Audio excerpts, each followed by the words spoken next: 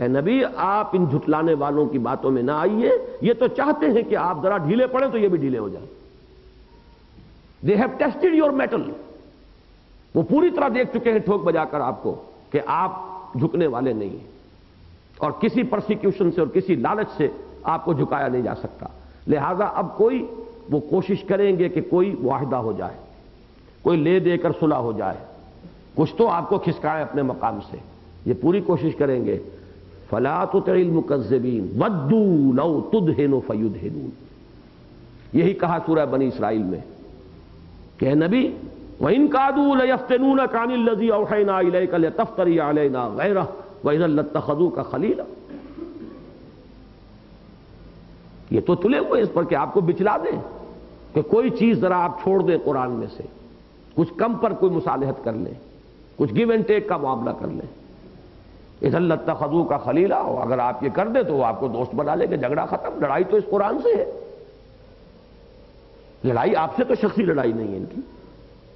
ولولا ان ثبتناک لقد کدت ترکن الیہم شیئا قلیلا، اور اگر ہم نے ہی آپ کو جمائے نہ رکھا ہوتا تو کوئی عجب نہیں تھا کہ آپ ان کی طرف کسی درجے میں جھک ہی جاتے، اور اگر ایسا ہو جاتا اذا لاذقناک ضعف الحیات وضعف الممات، پھر ہم دوہری سزا دیتے دنیا کی اور دوہری دیتے موت کی۔ کس کو؟ آپ کو، معاذ اللہ ثم معاذ اللہ۔ اب وہ آیت سنا چکا ہوں، لن ترضی عنک الیہود ولا النصارى حتی تتبع ملتہم۔ لہذا یہاں فرمایا اے نبی فلذلک فادع واستقم کما امرت، یہاں آیا جمے رہو، ڈٹے رہو، یہ استقامت ہے، یہ اقامت نہیں ہے، استقامت ہے۔ اس استقامت میں میں کہا کرتا ہوں قیامت مضمر ہے۔ جمے رہو، کوئی ہلا نہ سکے آپ کو اپنے موقف سے بال برابر ادھر سے ادھر منحرف نہ کر سکے، جھکا نہ سکے، مداہنت پر آمادہ نہ کر سکے، کسی معاملے میں نرم نہ کر سکے۔ اشداء علی الکفار عزت علیہم علی الکافرین، یہ کیفیت ہونی چاہیے۔ لوگوں کو معلوم ہو کہ چٹان ہے جس کو ہلایا نہیں جا سکتا، اس کو کہیں بھی جھکنے پر آمادہ نہیں کیا جا سکتا۔ اب یہ ہے اصل میں وہ داعی کا کردار ہے۔ فلذلک فادع واستقم کما امرت ولا تتبع اہواءہم، ان کی خواہشات کی پیروی نہ کیجیے۔ اس کا کوئی سوال نہیں کہ حضور کرتے یہ پیروی، لیکن یہ کہ پھر بھی وارن کرنا تو کام ہے نا، اور حضور کے لیے نہیں تو یہی تو ہمارے لیے ہدایت ہے نا۔ حضور کے لیے اگر یہ چیز خارج از بحث بھی ہو جائے تو بعد میں آنے والے کسی داعی کے لیے تو خارج از بحث نہیں ہے، وہ کسی کمپرومائز پر آ جائے، کسی کوئی شارٹ کٹ نکالنے کے اوپر آ جائے، کہیں اپنے اصولوں کے اندر کہیں قطر بیوت کرنے پر آ جائے، تو یہ اس کے لیے رہنمائی ہے۔ ولا تتبع اہواءہم، ڈٹے رہنا، پیچھے نہ ہٹنا۔ یہ وہی لفظ آ گیا لن ترضی عنک الیہود ولا النصارى حتی تتبع ملتہم ولا تتبع اہواءہم۔ ان کی کیا ملت ہے؟ ان کی تو خواہشات ہے۔ ملت تو یہ ہے، دین یہ ہے، حق یہ ہے جو آپ پر نازل ہوا ہے۔ اب یہ اگر آپ کو دباؤ میں آپ کو پریشرائز کر رہے ہیں تو کس کی طرف؟ خواہش نفس کی طرف۔ ولا تتبع اہواءہم وقل آمنت بما انزل اللہ من کتاب وامرت لاعدل بینکم، کہہ دیجئے ڈنکے کی چوٹ میں تو ایمان رکھتا ہوں اس کتاب پر جو اللہ نے نازل فرمائی۔ یہ من جو ہے یہاں من تبعیضیہ نہیں ہے کہ کتاب کے ایک حصے پر ایمان رکھتا ہوں ایک پر نہیں، یہ وہی بیانیہ ہوگا، ما انزل اللہ کا بیان ہے، یعنی وہ کتاب، میرا ایمان تو اس پر ہے، میں اس پر ڈٹا ہوا ہوں، میں اس سے نہیں ہٹوں گا۔ پھر وہی آیت نوٹ کر لیجئے ذہن میں، دوبارہ یاد کر لیجئے سورہ بنی اسرائیل کی، اسی سے تو بچلانے کی فکر میں تھے وہ۔ لِتَفْتَرِيَ عَلَيْنَا غَيْرَهُ وَإِن كَادُوا لَيَفْتَنُونَكَ عَنِ الَّذِي أَوْحَيْنَا إِلَيْكَ، اسی قرآن سے وہ بچلانے کے لیے زور لگا رہے ہیں تاکہ آپ کوئی چیز اپنے جی سے گھڑ کر ہماری طرف منسوب کر دیں۔ یہی بات سورہ انعام میں آئی، نہیں سورہ یونس میں، کہ اے نبی وہ یہ آپ سے مطالبہ کر رہے ہیں کہ اس قرآن میں ترمیم کیجئے، اس میں تبدیلی کیجئے، ایت بقرآن غیر ھذا او بدلہ، یا کوئی اور قرآن پیش کیجئے یا اس میں تبدیلی کیجئے، ترمیم کیجئے۔ قل ما یکون لی ان ابدلہ من تلقاء نفسی، کہہ دیجئے کہ میرے لیے ہرگز ممکن نہیں ہے کہ میں اسے اپنے جی سے اس میں کوئی ترمیم کر دوں، کوئی تبدیلی کر دوں۔ ان اتبع الا ما یوحی الی، میں تو خود پیروی کرتا ہوں اس کی جو مجھ پر نازل کیا جا رہا ہے۔ میں تو خود پابند ہوں، میں تو خود عبد ہوں، معبود تو نہیں ہوں، میں حاکم تو نہیں ہوں، میں تو اللہ کا محکوم ہوں، لہذا میں تو خود پابند ہوں، ترمیم کیسے کروں گا؟ وہی بات یہاں ہے، قل آمنت بما انزل اللہ من کتاب، کہہ دیجئے میرا ایمان پختہ یقین ہے اس پر جو اللہ نے نازل فرمایا، یعنی کتاب، اللہ کی کتاب۔ البتہ اس کتاب میں یہاں شامل ہو جائیں گے قرآن بھی، تورات بھی، جو اس کا صحیح حصہ ہے اس میں شامل ہے، یہ مہیمن ہے اس کا۔ باقی یہ کہ جو کتابیں نازل ہوئی ہیں اس سب پر ایمان ہے ہمارا۔ والذین یؤمنون بما انزل الیک وما انزل من قبلک وبالآخرۃ هم یوقنون وامرت لاعدل بینکم، اور مجھے یہ حکم ہوا ہے کہ تمہارے مابین عدل کروں۔ اس میں ذرا آپ کو تھوڑا سا جو ہماری اس وقت کی متداول تفاسیر ہیں ان میں کچھ ابہام ملے گا۔ وہ یہ ہے کہ اس کا اکثر لوگوں نے یہ سمجھا ہے کہ اس سے مراد ہے بینکم، عادلہ بینکم سے مراد ہے یہود اور نصارہ کے مابین عدل۔ ان کے جو تفرقے تھے، ان میں کون کس معاملے میں حق پر ہے، کون کس معاملے میں حق پر ہے، مجھے حکم ہوا ہے کہ بجائے اس کے کہ میں تمہاری پیروی کروں، میں تو تمہارا قصہ جو ہے خود اس کے اندر عدل اور انصاف کرنے آیا ہوں۔ مجھے حکم ملا ہے کہ میں عدل کروں تمہارے مابین۔ وہ اس کا تعلق ہو جائے گا اس آیت نمبر 2 سے، آیت نمبر 14 سے، وَلَوْلَا كَلِمَةٌ سَبَقَتْ مِن رَبِّكَ إِلَىٰ أَجَلٍ مُّسَمًّى لَقُضِيَ بَيْنَهُمْ، اگر وقت معین نہ ہو گیا ہوتا اور بات پہلے سے طے نہ ہوتی تو ابھی ان کا قصہ چکا دیا جاتا۔ لیکن اے نبی آپ کہہ دیں کہ میں تمہارے مابین عدل کر سکتا ہوں، میں تمہیں بتاؤں گا کہ کیا حق ہے کیا باطل ہے، یہود کس معاملے میں غلط چلے گئے ہیں، نصارہ نے کس معاملے میں غلو کیا ہے، ان کی گمراہی کیا ہے، تمہاری غلطی کیا ہے۔ تو اس مفہوم کے اندر کوئی حرج نہیں ہے، بالکل یہ مفہوم بھی اس میں مراد ہے، اور ہو تو کوئی ہماری اس بات کے اندر کوئی فرق واقع نہیں ہوتا۔ لیکن میرے نزدیک اس کا تعلق بھی اقامت دین سے ہے، کہ دین اس لیے آیا ہے کہ لوگ عدل پر قائم ہوں۔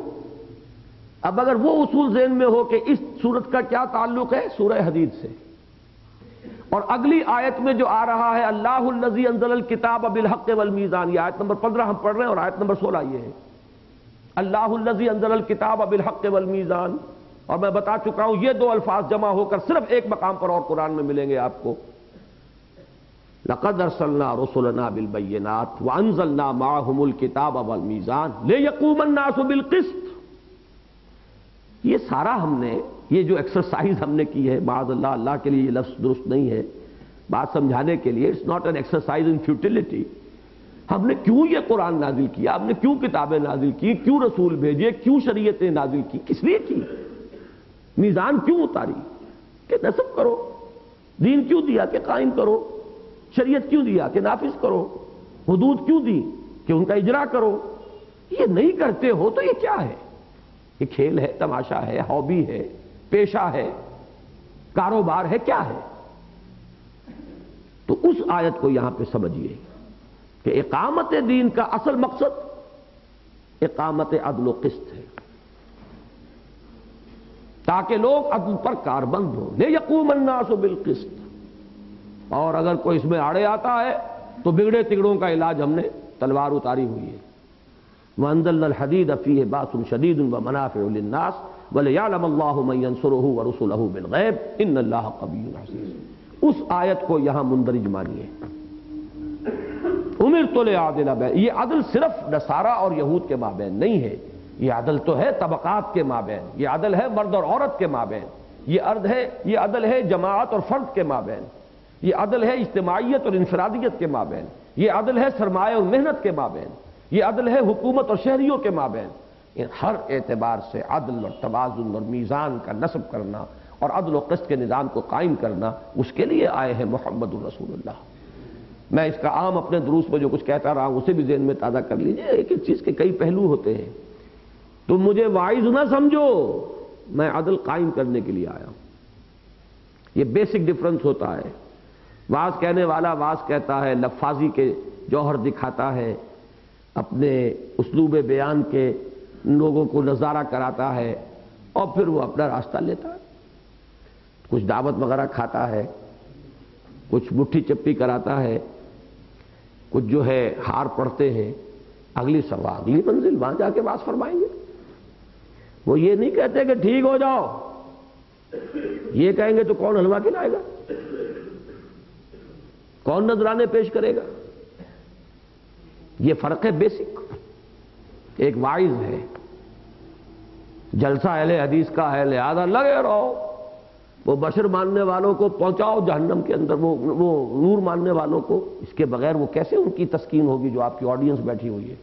اور جو جتنا مرچ مسالہ لگائے گا اتنا ہی وہ محبوب ہوگا ان کا، اتنی ہی اس کی پھر ان کو دعوتیں ملیں گی، یہاں آئیے تشریف لائیے، اتنی ہی اس کے پاس جو ڈائری ہوگی بڑی بڑی وہ گنجان آباد ہوگی ڈائری، اس لیے کہ وہ تو جو غذا چاہیے وہ غذا آپ ان کو دے رہے ہیں۔ ان سے ذرا یہ کہہ کے دیکھیے کہ باز آؤ حرام خوری سے، پھر پتہ چل جائے گا کہ وہ آپ کو پھر دوبارہ جلسے میں بلاتے ہیں کہ نہیں بلاتے۔ اسی طرح کا معاملہ ان کے ساتھ ہے، جن کو وہ نور کا معاملہ پسند ہے وہ ان کو اوپر چلیے، اور جو بشر مانتے ہیں ان کو جب تک آپ جہنم کے آخری طبقے تک پہنچا نہ لیں اس وقت تک وہ آڈینس کو کیسے جوش آئے گا؟ یہ ہے اصل میں وائس کا معاملہ۔ یہ تو خیر بری بات ہے، لیکن اچھی بات میں بھی وائس کا کام کیا ہے؟ بھائی بات کہی اور ما علینا الا البلاغ، اب تم جانو تمہارا قصہ جانے، ہم تو جا رہے ہیں، ہم کہیں اور جائیں گے۔ جو اچھے وائس ہیں وہ بھی تو یہی کریں گے نا۔ یہ تو خیر وہ اس کی بھی میں سمجھتا ہوں کہ پرورشن ہے اس واز کی اور تقریر کی، جو پہلی مثال میں نے دی، اچھا وائس بھی بس یہیں تک کرتا ہے۔ لیکن نبی اور علی منہاج النبوہ جو دعوت ہوگی وہ بنیادی طور پر مختلف ہے، وہ عدل قائم کرنے کے لیے کھڑے ہوں۔ کونوا قوامین بالقسط شہداء للہ، کونوا قوامین للہ شہداء بالقسط۔ یہ ایک اور مثال ہے، نوٹ کر لیجئے، آج ہی دن میں کئی آ گئی ہیں مثالیں، سورہ نساء اور سورہ مائدہ۔ قوامین بالقسط شہداء للہ، قوامین للہ شہداء بالقسط، بات ایک ہی ہے، ترتیب بدل گئی، مضمون وہی، ترتیب عکسی ہو گئی۔ فَلِذَلِكَ فَادْعُ وَاسْتَقِمْ كَمَا أُمِرْتَ وَلَا تَتَّبِعْ أَهْوَاءَهُمْ وَقُلْ آمَنْتُ بِمَا أَنزَلَ اللَّهُ مِنْ كِتَابٍ وَأُمِرْتُ لِأَعْدِلَ بَيْنَكُمْ۔ اب یہ خطاب ہے ایک اور، اب جو لوگ جو دین کے مدعی ہوں، ہم بھی خادم ہیں، ہم بچپن میں کھیل کھیلا کرتے تھے، وہ کچھ ان پر مٹھیوں پر عام والے عام دے، عام ہے سرکار کے، ہم بھی ہیں دربار کے، تو اس میں ہم بھی ہیں دربار کے، ہم کوئی غیر تھوڑا ہی ہے۔ تم دین کا کام کر رہے تو ہم بھی تو کر رہے ہیں، تم کہاں سے نئے نویلے ٹھیکیدار آ گئے دین کے؟ ہم بھی دین کی خدمت کر رہے ہیں، یہ ہے نا۔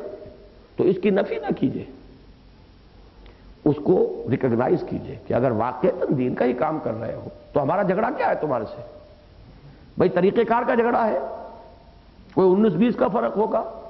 اگر دین ہی کے لیے تم کام کر رہے ہو، دین ہی کے لیے ہم کر رہے ہیں، تو جھگڑا کائے کا؟ یہ ہے اس آیت کے دوسرے حصے کا۔ اللہ ربنا وربکم، اللہ ہی رب ہے ہمارا بھی اور رب ہے تمہارا بھی۔ لنا اعمالنا ولکم اعمالکم، ہمارے لیے ہیں ہمارے اعمال، تمہارے لیے ہیں تمہارے اعمال۔ ہماری غلطیاں اگر کوئی ہیں تو ان کا وبال تم پر نہیں جائے گا، اور تم اگر صحیح راستے پر ہو تو تمہارا اجر و ثواب تمہیں کو ملے گا، اس میں سے ہم حصہ نہیں بٹوا سکیں گے اگر ہم غلط ہیں۔ لا حجت بیننا و بینکم، تو جھگڑا کائے کا ہے؟ کوئی دلیل بازی، کوئی جھگڑا، کوئی فساد، کوئی ایک دوسرے کو اڑنگا لگانا، آخر کاہے کے لیے؟ اللہ ربنا، اب اس میں کسی بھی جو دعوت اقامت دین کے لیے جماعت، تنظیم، ہیئت تنظیمی قائم ہو، اس کو اپنے اس کنٹمپریری اس دور میں جو بھی دین کی دوسری تحریکیں ہوں ان کے ساتھ جو ایٹیچیوڈ اختیار کرنا چاہیے وہ ہے، اس کے لیے یہ اہم ترین مقام ہے قرآن مجید کا۔ اللہ ربنا وربکم، اللہ ہی ہمارا بھی رب ہے تمہارا بھی رب ہے۔ لنا اعمالنا ولکم اعمالکم، جھگڑا کائے کا ہے بھائی؟ تم جو محنت کر رہے ہو اگر صحیح ہے تو اس کا اجر و ثواب تمہیں کو ملے گا نا، ہم اس میں کلیم نہیں کریں گے، کوئی نہ کر سکتے، اور ہم اگر کوئی غلط کام کر رہے ہیں تو اس کا وبال ہم پر آئے گا، تم پر نہیں جائے گا، تو جھگڑا کائے کا ہے؟ لنا اعمالنا ولکم اعمالکم لا حجت بیننا وبینکم. یہ آپس کی حجت بازی، آپس میں سر پھٹول، آپس میں ایک دوسرے کے ساتھ دست و گریبان ہونا، آپس میں بحث و تکرار، آپس میں مناظرہ اور مخاطبہ، آخر کیا فائدہ؟ اللہ یجمع بیننا، اللہ ہمیں ہمارے مابین جمعیت پیدا فرما دے گا.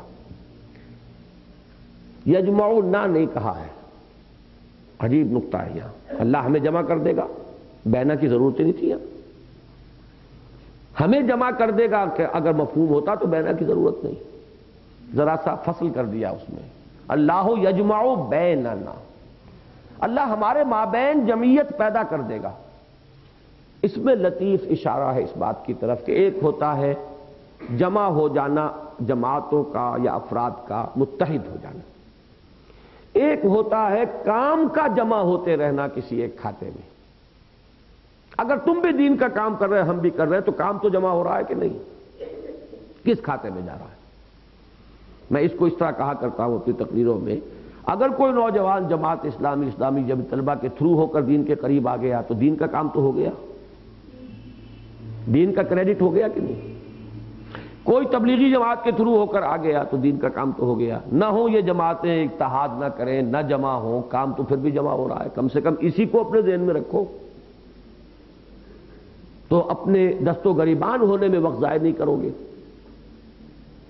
اور یہ کہ کیا عجب کہ ایک ہی منزل کی طرف ہم جا رہے ہیں. اگر یہ اٹس اے بگ اف، اگر تو اس وقت کا فاصلہ کتنا بھی ہو، جتنا آگے بڑھیں گے قریب تر آئیں گے کہ دور تر ہوں گے؟ ہدف ایک ہو. وہ جو سورہ بقرہ میں الفاظ آئے کہ وَلِكُلٍّ وِجْهَةٌ هُوَ مُوَلِّيهَا فَاسْتَبِقُوا الْخَيْرَاتِ، ہر ایک نے اپنا کوئی نہ کوئی وہ نشان بنایا ہوا ہے ایک جس کی طرف وہ چل رہا ہے.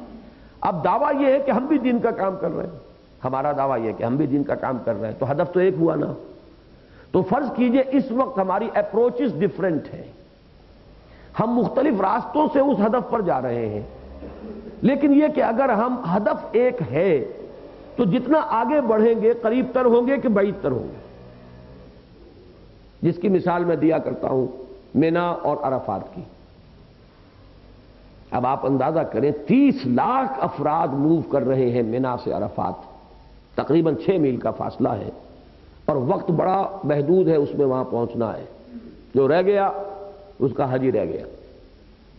الحج علی عرفہ، حج تو نام ہی عرفہ کا ہے. کوئی اور چیز رہ جائے اس کی تلافی ہو سکتی ہے، عرفہ کا وقوف نہیں ہے تو حج ہی نہیں ہوا. کیا اس وقت قیامت ہوتی ہے. یہی وجہ ہے کہ اب انہوں نے 6 8 سڑکیں بنا دی ہیں. سڑکیں مختلف راستوں سے جا رہی ہیں، کوئی اس پہاڑ کے ادھر سے جا رہی ہے، کوئی اس پہاڑ کے ادھر سے جا رہی ہے، وہ اس پل کے نیچے سے نکل رہی ہے، وہ اس پل بے شمار راستے. پھر وہ سڑکیں بھی اتنی چوڑی چوڑی کہ فٹ بال کے گراؤنڈ معلوم ہو. پھر ان میں سے ایک ایک کے اوپر ازدحام چل رہا ہے، قافلے ہیں، کوئی پیدل ہے، کوئی موٹر پہ ہے، کوئی کسی طرح ہے. پیدل قافلے جو انہوں نے جھنڈے اٹھا رکھے ہیں تاکہ اس نشانی کو دیکھ کر اس کے جو لوگ ہیں وہ جمع رہیں. ذرا بھی چڑھ گیا گیا. وہ اب عرفات میں تو سوال ہی پیدا نہیں ہوتا کہ مل سکے. واپس آ کے 3 دن منا کے شاید پہنچ جائے، ورنہ وہ ڈپازٹ ہو جائے گا مکے میں جا کے. تو وہ قافلے جدا ہیں، ان کے علم جدا ہیں، سڑکیں جدا ہیں، لیکن منزل ایک. اس کانسیپٹ کو اجاگر کرنے کی ضرورت ہے کہ جھگڑا کائے کا ہے، لڑائی کائے کی ہے، دنگا فساد کی کیا ضرورت ہے. اللہ ربنا وربکم لنا اعمالنا ولکم اعمالکم لا حجت بیننا وبینکم اللہ یجمع بیننا والیہ المصیر. اچھا اگر یہاں ہم نہ بھی جمع ہوئے تو قیامت کے میدان میں تو جمع ہوگے کہ نہیں؟ وہاں تو دودھ کا دودھ پانی کا پانی ہو جائے گا کہ نہیں؟ کیوں بے صبرے ہو رہے ہو؟ کیا ضروری ہے کہ سارے قضیے یہیں چک جائیں؟ آخر میدان حشر میں بھی تو جمع ہوں گے. لوٹنا تو اللہ ہی کے پاس ہے، وہاں تو ہم جمع ہو کر ہی رہیں گے. تو اب یہ جمعیت کے 3 درجے ہو گئے.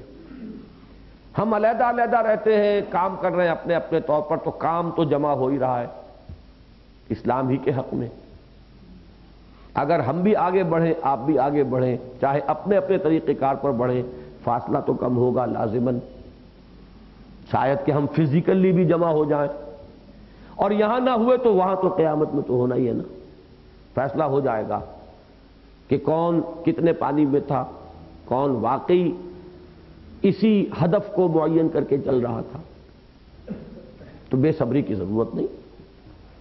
یہ 3 آیات میرے نزدیک اس موضوع پر قرآن مجید کا ذروہ سلام ہے، چوٹی، کلائمیکس، اقامت دین۔ اور یہ میرے نگاہ میں بڑی وقت اور قدر تھی اور بہت ادب تھا مولانا اصلاحی صاحب کا کہ انہوں نے اس اقامت دین کی اصطلاح کو جماعت اسلامی کی تحریک میں متعارف کرایا، اس درجے متعارف کرایا کہ ایک ایک شخص حکومت الہیہ جس کا نام لے کر مودودی صاحب چلے تھے، اس اصطلاح کو بالکل ترک کر کے ایک ایک شخص کی زبان پر اقامت دین کا لفظ آیا، تحریر میں، تقریر میں، گفتگو میں۔ اور آج اس اقامت دین کا مفہوم ایک، میں پھر دوہرا کر کہہ رہا ہوں، نوزائیدہ علامہ صاحب جو ہیں وہ کر رہے ہیں ترجمہ، اس میں گھپلا ڈال رہے ہیں، اشتباہ پیدا کرنا چاہتے ہیں۔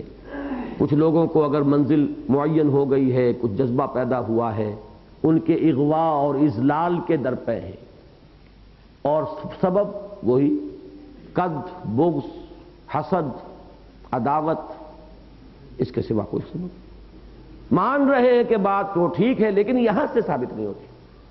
ترجمہ کر رہے ہیں قائم رہو دین پر، تائید وہ فرما رہے ہیں، تائید بھی لفظاً نہیں کیے، یہ ہوشیاری ہے۔ صرف یہ ہے کہ اجمالی سا اس کے اوپر بڑا اچھا کام انہوں نے کیا ہے، وہ ایک اس کو لکھ دیا، اس کا مطلب تو یہ کہ اس پورے کی تائید ہو گئی، جبکہ اس کا ترجمہ خود اپنی پوری تفسیر میں کیا قائم کرو دین کو، قائم رکھو دین کو، قائم رہو دین پر نہیں کیا کہیں بھی۔ یہ ہے حال کہ خود بدلتے نہیں، قرآن کو بدل دیتے ہیں، ہوئے کس درجہ فقیہان حرم بے توفیق۔ اب جو 2 آیات تھیں اس کے ساتھ الی قولہ تعالی کے اضافے کے ساتھ جو میں نے پڑھی تھیں وہ بھی پڑھ لیجئے۔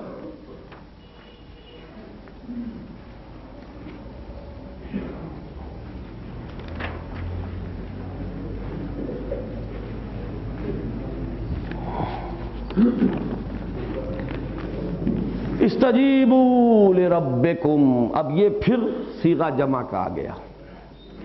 ایک اہم بات ہے، نوٹ کر لیجئے، 53 آیات پر مشتمل ایک سورہ مبارکہ جو 5 رکوعوں میں منقسم ہے، اس میں فعل امر جمع کے صیغے میں صرف یہ 2 مقامات پر، وہ 4 صیغے آئے ہیں حضور کے لیے، 3 امر 1 نہیں۔ فَلِذَلِكَ فَادْعُ ایک امر، وَاسْتَقِمْ دوسرا امر، وَلَا تَتَّبِعْ پہلا نہیں، وَقُلْ تیسرا امر۔ 3 امر 1 نہیں، لیکن وہ واحد کے صیغے سے آئے۔ مخاطب کون ہے؟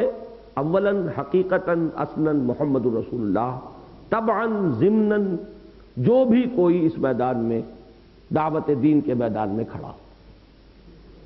اچھا، جمع کے صیغے میں امت یا مسلمان، ان کے لیے صرف 1 امر 1 نہیں آیا ہے ابھی تک پوری صورت میں۔ اقیم الدین کے سوا کوئی حکم نہیں اس قرآن میں، اس صورت میں 53 آیات، 4 رکوع ہے کہ 5 ہے غالب، 5 رکوع، 1 امر 1 نہیں آیا تھا، اقیم الدین ولا تتفرقوا فیہ۔ اب اس کا تعلق اس سے ہے، اس کو عربی اگر آپ لوگ تھوڑی سی پڑھ رہے ہیں ابتدائی، تو حروف تہجی سے بڑھ کر کلمات وجود میں آتے ہیں، کلمات سے کلام تالیف پاتا ہے۔ کلام کی 2 بنیادی قسمیں، خبریہ، انشائیہ۔ خبریہ کی 2 قسمیں، اسمیہ، فعلیہ۔ یہ پوری صورت جو ہے وہ خبریہ ہے۔ انشائیہ کلام اس پوری صورت میں یا تو 1 امر 1 نہیں اور 1 پھر امر جمع کے صیغے سے، 3 امر اور 1 نہیں حضور کس لیے واحد کے صیغے سے۔ یہ کل انشائیہ کلام ہے اس صورت میں، سارا کلام خبریہ ہے۔ لہذا استجیبوا لربکم، اس کا تعلق کس سے ہے؟ ان اقیموا الدین ولا تتفرقوا فیہ۔ یہ ہے وہ قول، یہ ہے وہ پکار، یہ ہے وہ ذمہ داری جو عائد کی گئی۔ اب فرمایا لبیک کہو اپنے رب کی پکار پر، قبول کرو اپنے رب کی دعوت کو۔ استجابت اجابت کے دونوں معنی ایک ہیں۔ اللہ پکار رہا ہے، آؤ لبیک کہو، آغاز کرو، بسم اللہ کرو، کھڑے نہ رہو، گو مگو میں نہ رہو، تذبذب میں نہ رہو، تاخیر نہ کرو، تعویق میں نہ ڈالو معاملے کو. یہی تاخیر اور تعویق تباہ کن ہے. الم یان للذین آمنوا ان تخشع قلوبہم لذکر اللہ وما نزل من الحق. کس چیز کے انتظار کر رہے ہو؟ استجیبوا لربکم، قدم بڑھاؤ، دعوت قبول کرو، لبیک کہو اپنے رب کی پکار پر. دیکھیے اس میں کہیں نہیں آیا کہ نماز پڑھو، اس میں کہیں نہیں آیا کہ روزہ رکھو، اس میں کہیں نہیں آیا کہ زکوٰۃ دو، اس میں کہیں نہیں آیا کہ حج کرو. یہاں استجیبوا کے معنی کیا ہے؟ میں ان کی نفی نہیں کر رہا، وہ اپنی جگہ ہے. اس صورت میں استجیبوا کا لفظ جو آیا ہے وہ کن معنی میں آیا ہے؟ قائم کرو دین کو، اور اس دین کے بارے میں یا دین کی اقامت کے بارے میں متفرق مت ہو. تفرقے میں فرق ہے. بازی بارش ہم بابا ہم بازی. اقامت دین میں متفرق نہ ہو، دین میں متفرق نہ ہو، اور قائم کرو دین کو. استجیبوا لربکم. اب یہاں جو اپیل ہے اس کو صرف اپنے ان ظاہری کانوں سے نہیں، دل کے کانوں سے سنیے. اس کا مخاطب میں بھی ہوں، آپ بھی ہیں، ہر مسلمان ہے. استجیبوا لربکم من قبل ان یاتی یوم لا مرد لہ من اللہ. اس سے پہلے کہ وہ دن آ دھمکے. یہاں ترکیب یوں ہے ان یاتی یوم من اللہ لا مرد لہ، لیکن ایک ردم ہوتا ہے قرآن کا، اس کی اپنی ایک موسیقی ہے جس میں الفاظ کا تقدیم و تاخیر کا معاملہ ہو جاتا ہے. اس ردم کے لحاظ سے ترکیب ناوی کیا ہے؟ من قبل ان یاتی یوم من اللہ ما لا مرد لہ. اللہ کی طرف سے، اللہ کے حکم سے وہ دن آ دھمکے کہ جس کا لوٹانے والا پھر کوئی نہیں. لیکن یہ کہ اس ردم کی وجہ سے من قبل ان یاتی یوم لا مرد لہ من اللہ، وہ دن آ جائے گا تو لوٹایا نہیں جائے گا. وہ جو سورہ منافقون کی آخری آیت ہے، وَأَنفِقُوا مِمَّا رَزَقْنَاكُم مِّن قَبْلِ أَن يَأْتِيَ يَوْمٌ يَأْتِيَ أَحَدَكُمُ الْمَوْتُ فَيَقُولَ رَبِّ لَوْلَا أَخَّرْتَنِي إِلَىٰ أَجَلٍ قَرِيبٍ فَأَصَّدَّقَ وَأَكُن مِّنَ الصَّالِحِينَ وَلَن يُؤَخِّرَ اللَّهُ نَفْسًا إِذَا جَاءَ أَجَلُهَا وَاللَّهُ خَبِيرٌ بِمَا تَعْمَلُونَ. اس دن کا لوٹانے والا کوئی نہیں. یہ دن پھر سمجھ لیجئے یہ قیامت کا دن ہے، لیکن قیامت صغریٰ ہماری موت، قیامت کبریٰ وہ جس کو ہم یوم قیامت کہتے ہیں. یہ دونوں یہاں مراد ہیں. من قبل ان یاتی یوم لا مرد لہ من اللہ ما لکم من ملجأ یومئذ وما لکم من نکیر. نہیں ہوگا تمہارے لیے اس دن کوئی ملجا، کوئی ماوا، کوئی ٹھکانہ، کوئی پناہ گاہ، کوئی جائے فرار. ملجا کہتے ہیں جہاں آدمی جا کر کسی کی پناہ لے لیتا ہے. ایک معصورہ دعا میں بڑے عجیب الفاظ آئے ہیں، اس کا نقشہ کبھی آپ نے بھی دیکھا ہوگا کہ بچے کو اگر ماں مار رہی ہو تو بچہ بھاگتا نہیں ہے اور لپٹتا ہے ماں سے. مار رہی ہے ماں لیکن جائے کہاں؟ کس در پہ جاؤں؟ اس کا تو ملجا و ماوا وہی ہے. اسی لیے ایک حدیث میں الفاظ ہے لا ملجا منک ولا ماوا الا الیک. اے اللہ تجھ سے بچ کر جائیں کہاں سوائے تیرے ہی پناہ میں آنے کے. ملجا منک، تجھ سے کوئی پناہ جو ہے کہاں تلاش کی جا سکتی ہے. لا ملجا منک ولا ماوا، کوئی ٹھکانہ، کوئی پناہ گاہ تجھ سے بھاگ کر جانے کی نہیں ہے سوائے اس کے کہ تیرے ہی دامن عفو کے اندر آ کر پناہ لے. نہ کہیں جہاں میں اما ملی جو اما ملی تو کہاں ملی، میرے جرم خانہ خراب کو تیرے عفو بندہ نواز. کہاں جاؤں؟ کس دروازے پہ جاؤں؟ کسے دستک دوں؟ کوئی ہے ہی نہیں. تو یہ ہے وہ لا مرد لہ من اللہ ما لکم من ملجأ یومئذ. اس دن کوئی ٹھکانہ نہیں. آج بھی نہیں ہے، لیکن آج سراب نظر آتے ہیں. کچھ سراب نظر آ رہے ہیں، کچھ تم نے خامخواہ جی سے گھڑ لیے ہیں. کوئی شفاعت باطلہ کے تصورات ہیں، کوئی تم نے اور چیزوں کو اپنے ذہنوں کے اندر پناہ گاہیں بنایا ہوا ہے. اس روز کھل جائے گا لا ملجأ یومئذ ما لکم من ملجأ یومئذ وما لکم من نکیر. نکیر یہاں پر مراد ہے یہ نکیر کرنا، کسی سے پوچھ گچھ کرنا. جیسے کہ آپ کا کوئی پڑوسی قید میں چلا گیا، تھانے چلا گیا، تو آپ جا کر پوچھتے ہیں بھائی کیوں پکڑا ہے اس کو، کیا مسئلہ ہے، کیا معاملہ ہے؟ تو تمہارا کوئی پوچھنے والا تک نہیں ہوگا اس دن. کون پوچھے گا؟ یہ ہوتا ہے نقشہ جو ٹوٹلیٹیرین سٹیٹس ہوتی ہیں جہاں بڑا استبداد ہوتا ہے. وہاں اگر کسی کے بھائی کو پکڑ کر لے گئے تو وہ کہتے ہیں بھائی کوئی نہیں جاتے پوچھتے، ہم نہیں پوچھتے، جو پوچھنے آئے گا اسے بھی دھر لیں گے. آؤ. سعودی عرب کے بارے میں میں نے سنا ہے، واللہ عالم صحیح ہے کہ غلط، کہ وہاں کو جا کے پوچھتا نہیں، جو غائب ہو گیا ہو گیا، جو پوچھنے والا جائے گا وہ بھی مشکوک ہو جائے گا، اس کو بھی پکڑ کے دھر لیں گے. تو یہ ہے وہ تصور. ما لکم من ملجأ یومئذ وما لکم من نکیر. تمہارے حق میں کوئی کچھ کہنے والا، کوئی باس پرس کرنے والا، کوئی پوچھ تاچھ کرنے والا بھی نہیں ہوگا. فَإِنْ أَعْرَضُوا، اب خطاب کس سے ہو رہا ہے؟ فَمَا أَرْسَلْنَاكَ عَلَيْهِمْ حَفِيظًا. اے نبی اگر یہ سب کچھ سن کر پی جائیں، ہضم کر جائیں، ٹس سے مس نہ ہو، زمیں جنبت نہ جنبت گل محمد، تو بھی آپ ملول نہ ہو، غمگین نہ ہو. ہم نے آپ کو ان پر نگران بنا کر نہیں بھیجا، ہم نے آپ کو ان کا ذمہ دار بنا کر نہیں بھیجا. ان کو اپنی جواب دہی خود کرنی ہوگی، آپ ان کی طرف سے مسئول نہیں ہیں. فَإِنْ أَعْرَضُوا فَمَا أَرْسَلْنَاكَ عَلَيْهِمْ حَفِيظًا إِنْ عَلَيْكَ إِلَّا الْبَلَاغُ. نہیں ہے آپ پر سوائے پہنچا دینے کی ذمہ داری. آپ نے پہنچا دیا، حق ادا کر دیا، آپ بری ہیں. کوئی مانے گا اپنے لیے، نہیں مانے گا اپنے لیے. جس نے خیر کمایا اپنے لیے، شر بنایا اپنے لیے. لہا ما کسبت وعلیہا ما اکتسبت. ہاں اگر ابلاغ کا حق ادا آپ نہ کریں تو آپ ملزم ہوں گے. ابلاغ کا حق ادا کر دیا، آپ بری ہیں. اب ہر شخص کا اپنا معاملہ ہے، وہ اللہ کے ہاں خود جواب دہی کرے گا. فَإِنْ أَعْرَضُوا فَمَا أَرْسَلْنَاكَ عَلَيْهِمْ حَفِيظًا إِنْ عَلَيْكَ إِلَّا الْبَلَاغُ وَإِنَّا إِذَا أَذَقْنَا الْإِنسَانَ مِنَّا رَحْمَةً فَرِحَ بِهَا. اصل سبب کیا ہے اعراض کا؟ کیوں آدمی نہیں آتا؟ وہی دنیا کی نعمتوں اور دنیا کی تکالیف کے بارے میں ایک غلط تصور ذہن میں بیٹھا ہوا ہے.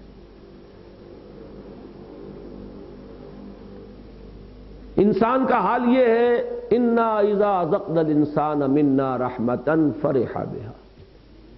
جب ہم اسے اپنے خاص خزانہ فضل سے اسے کچھ رحمت کا مزہ چکھاتے ہیں، فراوانی ہے، عیش ہے، آرام ہے، سکون ہے، تو اترانے لگتا ہے، پھولے نہیں سماتا. اس سے غافل ہو گیا، ہم سے غافل، آخرت سے غافل، جواب دہی سے غافل. وَإِن تُصِبْهُمْ سَيِّئَةٌ بِمَا قَدَّمَتْ أَيْدِيهِمْ إِنَّ الْإِنسَانَ كَفُورٌ. اور اگر اپنے ہی کرتوتوں کی پاداش میں کوئی برائی آ پڑے تو پھر وہ انتہائی ناشکرا بن جاتا ہے، انتہائی مایوس، کمر ہمت ٹوٹ کر رہ جاتی ہے. یوں بھی گئے، یوں بھی گئے. وہ جو میں ایک مثال دیا کرتا ہوں، میں نے سنا تھا کہ پورب کے جو لوگ ہیں، پوربیے جو کہلاتے ہیں، یو پی کا جو ایسٹرن حصہ ہے، کسی زمانے میں وہاں یہ رواج تھا کہ 24 گھنٹے میں ایک ہی کھانا کھاتے تھے دوپہر کے وقت. اب آپ خود سمجھ لیجئے کہ دوپہر کو کھانا کھایا، 24 گھنٹے کے لیے کھایا تو خوب ٹھوس ٹھوس کے کھاتے تھے، تو شام تک تو گرانی رہتی تھی، اور صبح اٹھتے ہی سخت بھوک، دوپہر آنی مشکل. تو ان کے ہاں کہتے ہیں، یہ محاورہ تھا، آدھا دن دھاپت مرت، آدھا دن بھوکت مرت. ایک عذاب ہے کہ آدھا دن تو وہ دھاپت، بہت دھاپ گئے، بہت کھا لیا، اس سے مر رہے ہیں، اس سے بے چینی ہے، گرانی ہے شکم میں، اور آدھا دن بھوکت مرت، صبح سے جو بھوک لگنی شروع ہوئی. تو یہی حال ہے کہ کثرت ہوئی تو مرت، اور تکلیف آ گئی تو مرت. نہ ادھر کام کے رہے، نہ ادھر کام کے رہے. فراوانی ہوئی تو غافل ہوئے، اترا رہے ہیں، اکڑ رہے ہیں، دندلا رہے ہیں. کہیں مصیبت آ گئی تو کیا کریں جی، ہمارے تو یہ مسئلہ ہے، ہمارا تو یہ معاش کا معاملہ ہے، ہماری تو یہ ہے، ہمارا تو وہ ہے، ہم کیا کریں جی، ان کا کام کیسے کر سکتے ہیں. یہ ہے اصل میں اس نقطۂ نظر کی غلطی. صحیح نقطۂ نظر کیا ہے کہ یہ سب امتحان ہے، آزمائش ہے۔ ہمت کرو، بسم اللہ کرو، اللہ آسان کرے گا، تیسیر کرے گا، وہاں سے دے گا جہاں سے تمہیں گمان تک نہیں۔ وَمَن يَتَّقِ اللَّهَ يَجْعَل لَّهُ مَخْرَجًا وَيَرْزُقْهُ مِنْ حَيْثُ لَا يَحْتَسِبُ۔ اور اگر اس کو دلیل کے طور پر اپنے سامنے رکھ کر اور کھڑے رہ گئے تو کھڑے رہ گئے، then you miss the bus, you are gone with the wind, gone down the drain، نالی میں بہہ گئے۔ اللہ تعالیٰ مجھے اور آپ کو اس سے بچائے۔ بارک اللہ لی ولکم فی القرآن العظیم ونفعنی وإیاکم بالآیات والذکر الحکیم۔